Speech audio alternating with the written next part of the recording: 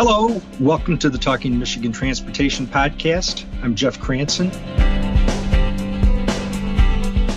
After a long hiatus, Michigan is again implementing ramp metering, which helps regulate the flow of traffic from ramps onto busy freeways. It will be used on the I-96 flex route portion in western Oakland County. And I spoke with Sarah Gill, who's the operations engineer for MDOT's metro region, about how it will improve safety and the flow of traffic. She also knows a lot about the history of ramp metering going back decades and why it was abandoned in Michigan before this new deployment. Next week, you'll hear from a traffic safety engineer from the Colorado Department of Transportation who will talk about how successfully the concept has been there in the rapidly growing Denver area. You'll also get a national perspective from the Director of Safety and Mobility at the American Association of State Highway Transportation Officials, or AASHTO. So stay tuned for that. But first, again, we'll hear from Sarah Gill at MDOT. So Sarah Gill, first time visit to the podcast. Thank you so much for taking time to be here. I mentioned in the intro what your work is. I always think that to the general public, I know traffic safety engineers think in terms of operations, but I think the general public thinks I drive the car, I'm the operator. So how do you, talk about your background and how you get into this and what drives your passion for traffic safety and operations, and how you explain to people what that means, because I don't think everybody knows that, we have an operations division and why that is. Hi, Jeff, and thank you for having me on. I've actually been in operations since 1998. Yes, I started when I was 12, so don't do any math behind that. I started working part-time through college, and once you get in operations, you either love it or hate it. And I never know what I'm going to see each day, and that's the part that I enjoy. I love really the diversity in what my day brings. I'm in my normal day job. I manage the control room operations at Southeast Michigan Transportation Operations Center. Huge mouthful, so most people know it as SEMTOC. And yes. I also manage the safety service patrol in the Detroit area. So we do Wayne, Oakland, and Macomb, the freeways, and all of the state trunk lines in the metro region. Talk a little bit about that operations center and what goes on there, because some people have seen stories, some people have had the privilege of touring it, but most people don't even know what that looks like. So talk about that. The SEMTOC control room, we are 24/7 managing roadways. We're co-located with the State Police Dispatch. They are dispatching troopers for the Metro South and Metro North post out of Taylor and Oak Park. And we work, because we're in the same room, we share computer systems, we share, obviously we're communicating back and forth. But any incidents that are going on along the roadway, the control room is finding them with the cameras, because in Southeast Michigan, we have about 400 cameras, and we have about 250 of the dynamic message signs. So once we find it on camera, we make sure that the first responders know exactly where it's at. We can get the incidents managed quicker, so we can get the police there faster, make sure that they know the correct location. A lot of times when somebody calls 911, they see a sign that says 8 mile, 2 miles ahead, or they don't remember where they're at. They just remember crossing something. So a lot of times finding it on camera really does streamline incident management. We can pinpoint that location, make sure that the responders get there quickly and safely, and they can manage the incident. We get the safety service patrol there to help with traffic control, so the police can focus on managing the incident. We'll do the traffic control, and the specialists at the TOC itself will message on those dynamic message signs, along with putting the word out on my drive and sending a Twitter or X notice out, just making sure that we get the word out what's going on, and make sure that people are educated and can make alternate choices if needed. And I think that's the best thing that those dynamic message signs can do. And eventually, I think we'll all have the technology where this information is going directly into our vehicles. But people want to know if they're delayed, why. It's like you're sitting on the tarmac and nobody's telling you why you haven't taken off yet, right? There's a lot of comfort in just knowing what's going on. And I think that's when they're at their best. Yeah, knowing what's going on and rotating it with the travel time to say how bad is this going to affect me is also allows people to make better choices of should they detour. But that's what really drives my passion is you can visibly see how we're improving traffic and mobility in Southeast Michigan. If there's a bad crash that's going on, between the work that we do with the control room and the safety service patrol, making it a safer scene, making it flow better by providing alternate routes or even modifying the signal timing. We can adjust some of the signal timing. We can work with our county partners and our city partners to really smooth and streamline that signal timing to route traffic differently. And you can see visibly how just the work that we do affects other people's lives and improves that mobility. And I've had people ask, and I'm sure you have many more times than I have even, if it always takes me 18 minutes from this point to get downtown, why do I need to be told it's 18 minutes to downtown? And I answer, that's exactly why, because there's comfort in knowing that my commute is going to be what I expect it to be, right? And I want to know when it's not. So exactly. Yeah. So speaking of signals, one of the main things I wanted to talk about, and before we get into the implementation of ramp metering on the I-96 flex route in western Oakland County, you filled me in on some history. I had this vague memory that MDOT had done some ramp metering back in the 80s and 90s, but I didn't know what happened or why they eventually abandoned it. So can you talk about that? Sure. I wasn't working at this time, but I did look up the history on this. But we actually started ramp meters in 1962, where we had a lodge project going on. And in 1962, we installed a couple of ramp meters out on some of the entrance ramps. Then in 1982, we did another deployment, and between 82 and 88, we ended up deploying about 50 ramp meters. They were all within the city of Detroit footprint, and they were all entrance ramps onto the freeway. So like Lodge, 75, 94, Davison, all of those had ramp meters on them. And we found a lot of good lessons learned with it. We found a lot of what to do and what not to do. There was great logic in that system where it was automated. It would turn on when it was warranted, when the freeway backed up. And we had the ability to turn it off and on manually as well. But we found out a lot of negatives with it. The ramps that we chose had very little storage. They were really short ramps, and when you it had like 3 vehicles, the whole ramp was filled. So there really wasn't a lot of storage. Those ramps were way too short. Then the acceleration was way too short. When you talk about storage, you mean place for the vehicles to actually queue up. Sit, yes.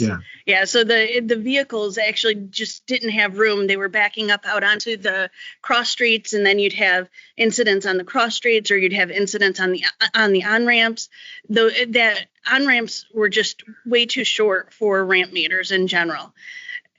A lot of the lessons learned that we had were implemented in other states. I know you're going to be talking to other states, and I know a lot of other states swear by ramp meters, and they actually used a lot of the lessons learned that we had to implement their projects. And in that time, they improved the situation because ours were all analog. When that analog to digital conversion happened, we really lost that ability to use that system. There was no way to upgrade it. Even prior to that analog to digital conversion, just getting parts for it and maintaining the system was a challenge. So between a lot of those lessons learned, the parts, and then ultimately when the analog to digital conversion happened, we really had to stop using those ramp meters at that point. So a question might be, now that they're being implemented again on the 96 flex route, makes a lot of sense because of that additional lane that's operable certain times of the day, peak traffic, just like the flex route on US 23 that some people might be familiar with between Ann Arbor and Brighton. Why did it take so long? If we learned some lessons, and you talked about the analog to digital transition, but other states implemented it and seem to be using it successfully. I think you'll say that it's all about timing, right? It really is the timing and the need.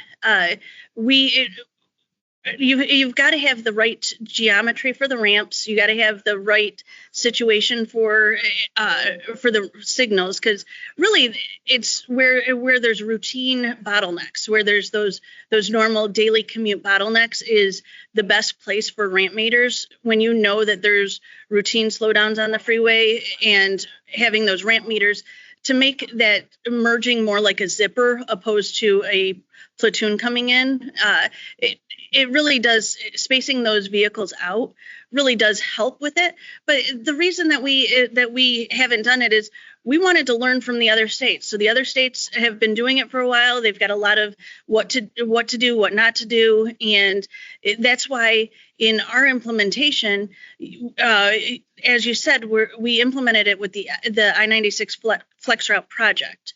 That's a 12-mile stretch all the way from 275 to Kent Lake. And we've only chosen 8 ramps to put it on because of those lessons learned in other states. We looked at the geometry, we looked at the traffic flow, the number of people that are entering from those ramps, and really modeled it, looked at the data behind it, and said, okay, if we had ramp meters here, would it improve the freeway traffic and the flow? And you'll see that there's some ramps that we didn't do ramp meters on, and it's either because of that geometry, or there's too little traffic entering from it, or too much traffic entering from it. Too much traffic entering from it really could also be bad for ramp metering. So using all of the lessons learned, all of the modeling that we can do, and all the data, we wanted to make sure that we were doing this the correct way and on the correct ramps.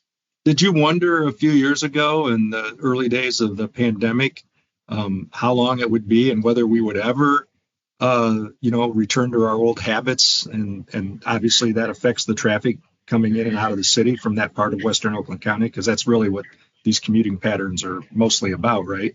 So correct. Do you think it has bounced back to a large degree? To a large degree, yes, it has. During the pandemic, we noticed that the people would still drive it, but they would drive less people at faster speeds. Definitely so faster. The crash numbers were still consistent, that they were the exact same. They were probably even more severe during the pandemic just because of those increased speeds. But with respect to daily commute, the working remote versus working in person, it affected that greatly. But we see rush hour is back to normal. There are certain days that are lighter than others. Fridays are always significantly lighter than any other day of the week. But we do have that normal commute traffic, and really setting up the travel times and reliability in your travel. I know looking at the data, people used to have 45 extra minutes to plan going through this 12-mile stretch. A planning time of 45 minutes for 12 miles is really not, that shouldn't be the norm.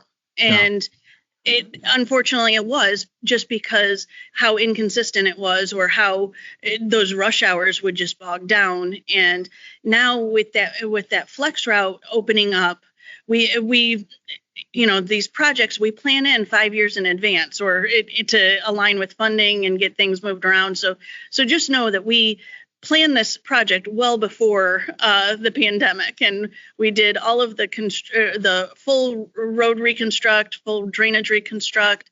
We did a lot in this area, and as part of that, we did the flex route with the extra lane, and we did the ramp meters. And the flex lane has really improved that travel time reliability. We went from normal rush hour traffic being like 35 miles an hour to now rush hour traffic is 70 miles an hour on average. There's not really a slowdown anymore. You might be delayed by 5 minutes at the most. So it's tremendous how that flex route has improved traffic. So now with adding the ramp meters in there and making it so those right lanes don't slow down, and we can keep that traffic moving, we're really hoping that it's going to improve that travel time overall, and just reduce crashes. So it should be intuitive, because most people are so focused on delays and their own personal commute, or whatever it is, trying to get to a soccer game or whatever. But really, the imperative here is safety, and talk about why that is that delays cause those kinds of crashes. And I know people get frustrated, they take chances, they do things that they normally wouldn't. So really, it's safety that's driving this, right? Ultimately, yes, safety, and towards zero deaths is one of those reasons that we do what we do on a daily basis. We want to do whatever we can to reduce the number of crashes, reduce any injuries and fatalities on the roadway. So with ramp meters in general, normally the merging traffic will collide with that right lane traffic, and you'll have a lot of side swipes. You'll have a lot of people that are just not merging well, and that'll back up in down the road. And that's where people going from 70 miles an hour to a stopped condition really does increase those crashes and the severity of crashes. So if we can make these entrance ramps smoother, make it so traffic can enter safer, that way there's no delays in that right lane. You're not going to have those 70 miles to zero type of situations anymore. So with ramp meters, I don't know, there are a lot of great resources online on the michigan.gov/MDOT. If you just search flex route, you'll see a lot of information. There's a brochure, there's some videos. But with regard to these ramps, when you enter them, you're going to see a sign that says "when flashing, stop ahead." When flashing the ramp meters on, then you'll see a static sign that says "form 2 lanes." If the ramp meter's on, we want traffic to form 2 lanes. They're going to stop at the white line, and at those signals, they're gonna alternate green, so the left lane will go and then the right lane will go. That way, spacing that traffic out is going to allow for that smoother merge. So give people an idea of that cycle. I mean, how long would you actually be sitting still before you get that green light? It's not going to be long, and we have a lot of detection along the ramp itself. If that ramp starts backing up, we're going to make sure that signal cycles faster as well to ensure that ramp does not back up onto the surface street. We're going to make sure that the traffic moves well. So you're not going to be delayed long. The cycle length is not like a normal traffic signal. You'll still see the green, yellow, red, but it's going to be the green will blink for you. That's when the one car goes, and then you'll see that yellow, red, and you'll just wait for that next green before that next car goes. Do you think you'll be taking a look at this to see if it has applications elsewhere? I mean, like the congested portions of 94 west of town or I-75 obviously north of the city in Oakland County. Are those candidates for this perhaps? Yeah, we want to see how successful the ramp meters are, and really see how they function. And we do already have an additional ramp meter going in the university region on that extension of the flex route for US 23 at 96. So there's a ramp meter going in there. That's right. We should specify for people. So the flex route now that works well, but is kind of frustrating because it comes to an end before you get to I-96. Will eventually go all the way to the freeway on 23, and so you're saying that an interchange there will include metering too. Yeah, correct. So not to speak for Stephanie and Billy, but they have a project. So their flex route normally ends at 9 Mile, and the northbound would still back up just because between 9 Mile and 96, you have to get out of that left lane. They're extending that so you'll be able to stay in that flex lane through 96, and it'll actually go right into the ramp to 96 West.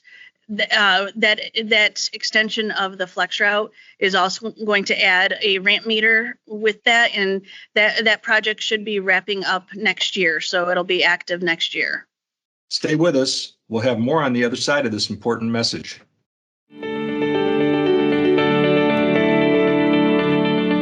Even with the best planning, backups and traffic congestion can occur during road construction. This can pose hazardous situations for both motorists and construction workers, particularly when drivers are distracted. Motorists are more likely than workers to be killed or injured in work zone-related incidents. Additionally, the leading causes of all work zone-related crashes are distracted driving and speeding. So it's crucial to do your part in ensuring the safety of both drivers and focusing on your most important task, safe driving. Slow down and stay focused.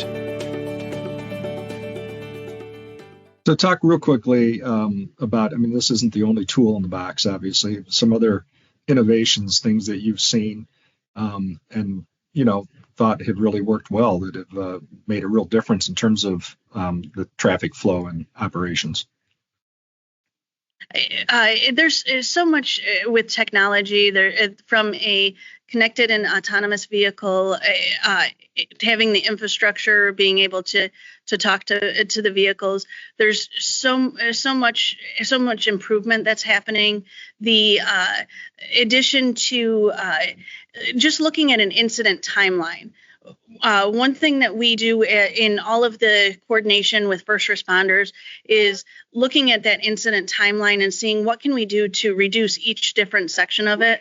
So having automated incident detection, we have a project where we use our normal cameras, and it goes through a video analytics, and it'll actually alert us if there is a incident detection or if a slowdown is detected. Unfortunately, that's only on 18 of our 400 cameras, just as a pilot, but it has actually proven out that we get the location information about 2 minutes before somebody picks up the phone to call 911 and before 911 can type it into their computer system.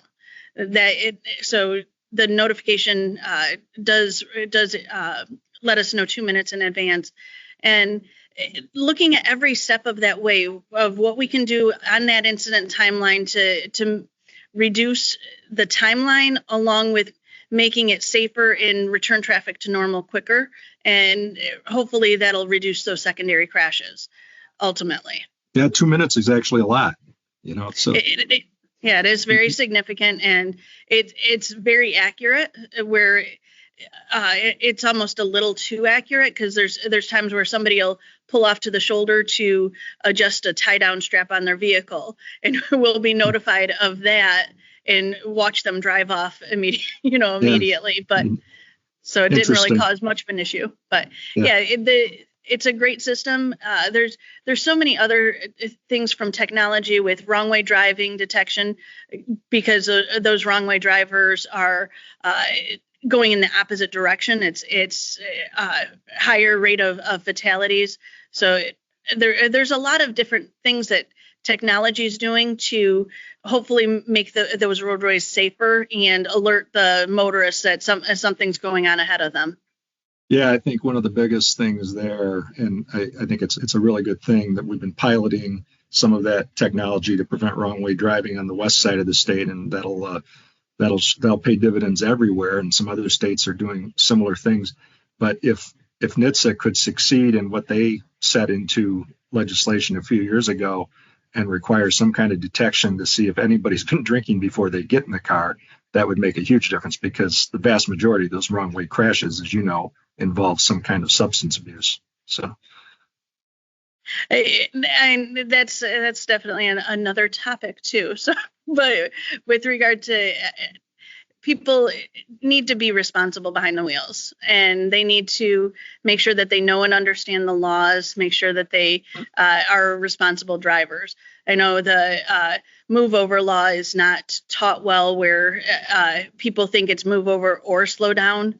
That's how it started out, but we changed the law to be move over and slow down. So you see a first responder on that side of the road, you've got to move over if you're in that lane next to them, and all lanes have to slow down 10 miles an hour under that speed limit. And then as you're driving, you've got to be responsible, not watching YouTube on your phone and not driving under the influence of anything. And the police have to be able to enforce these laws, and then the court system have to uphold it. So it's really it's a bigger issue. Ultimately, is we need to make sure that we hold everybody accountable to really doing the right thing. Yeah, we could definitely do a whole nother episode on that.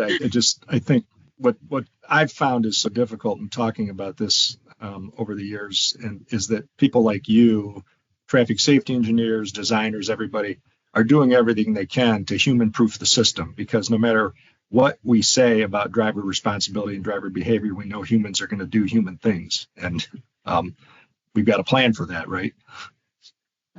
You've got a plan for that, but honestly, you also need humans to do human things. You want people to make good choices behind the wheel and compassionate choices behind the wheel, because if you don't want to, if you have to choose between hitting a person or a thing, it's easy to choose not hitting the person.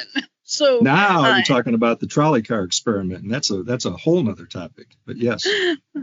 So yes, that's the ethical dilemma. Yes. So exactly. Sarah, thank you. Thank you for taking time to talk about this. I really hope this goes well, and I'm really glad that when you say that people either love or hate operations, that you love it. I think we all benefit because of people like you. So thank you for doing what you do. Oh, you're welcome. And remember, if you do drive on one of these 8 ramps, we are. It's a couple week process for us to turn all of them on, because we do have to go through individually and test things out on them. We've perfected the computer system portion of it, but it'll be a couple weeks before all 8 ramps working. If you see the flashing yellow, just proceed, enter the freeway like normal, and it's like a normal yellow light. There really isn't a learning curve in this. So if you see a green light, you go. If you see a red light, you stop. So the blinking yellow, you just proceed and enter the freeway like normal. And if anybody asks you, why are we doing ramp meters?